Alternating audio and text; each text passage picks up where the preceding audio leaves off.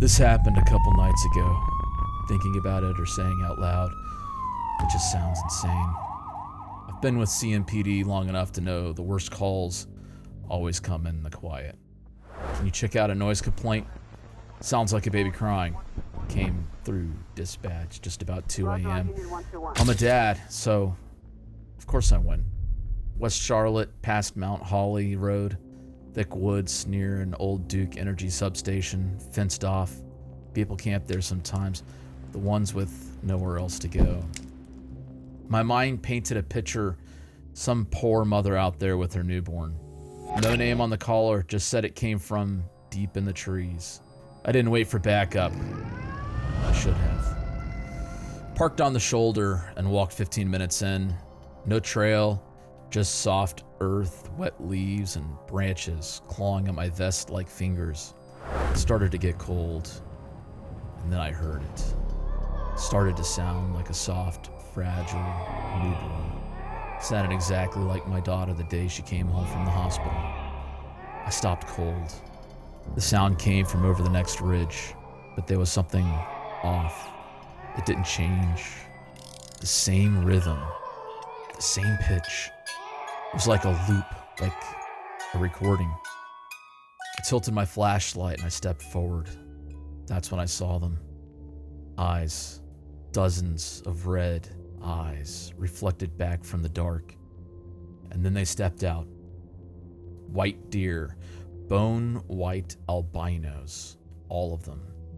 Eyes like coals, 20 at least motionless in the trees, blocking my path. They didn't run, they didn't blink. They just stood there, watching. Their bodies were off, too tall, joints too low, like someone built them from memory and got the parts all wrong. One had legs that bent backwards, another had no mouth at all. In the middle stood a smaller one. No antlers, maybe a female. She opened her mouth wide, way too wide, and from her mouth came the baby's cry. I felt my stomach flip, my vision tunneled. I know I went pale. I should have run. I didn't. I raised my flashlight, and all at once they turned in perfect unison. No sound, no broken branches, just shadows slipping back into the night. And the crying stopped, just like that. I stood there another 30 seconds before my legs remembered how to move. I won't lie, I just ran. The radio didn't work until I was 5 miles down the road. That was the longest walk of my life. Next morning, I went back with animal control. They found nothing. No fur, no tracks, just one thing in the bush. It was a tooth. A human. Baby tooth. The guy from animal control shrugged. Probably a homeless kid, he said. Tossed it in the woods like trash. I went back and I got it. I took it home. Call me crazy. The department does. They even drug tested me after I turned in the report. But here's the part I can't shake.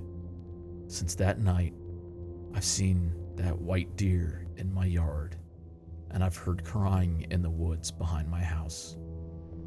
I've heard it on patrol, on the highway, in the mountains 200 miles from here. My daughter is 14 and lives with her mom. I don't have a baby, and I don't know where that tooth is anymore. And I'm saying this now because I've been watching my security cameras for the last hour.